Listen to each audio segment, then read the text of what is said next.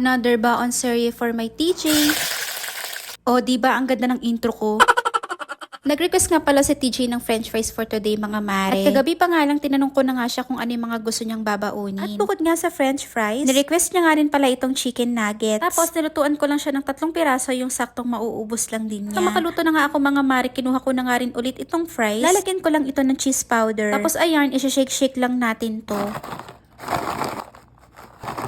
Kumuha na nga rin pala ako ng isang silicone cup tapos ito ko na lang ilalagay yung chicken nuggets. At ayan, at saktong-sakto nga at nagkasya naman yung 3 piraso dyan. Tapos sa kabilang side ko naman ilalagay itong french fries. Para naman sa sausawan ni TJ, pinabaunan ko lang siya nitong tomato ketchup. Tapos ilagay ko na nga dyan sa maliit na container. Habang naghahanda nga ako dito mga mare, naglaga na nga rin pala ako ng itlog. Tapos babalatan ko na nga rin para hindi na nga rin mahirapan kumain si TJ. Ito ko na nga lang din ilalagay sa silicone cup para magandang tignan. At syempre, hindi pwedeng mawala ang mga bento sticks sa mga pagkain ng aking TJ. At ito nga for the design na ang maring, no? Diba ang cute ng itlog? Parang nga siyang babaeng version ni Humpty Dumpty.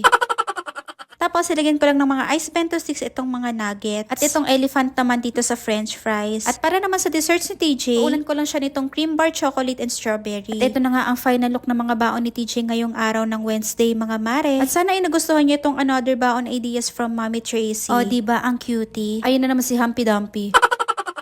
Humpty Dumpty, sat on the wall.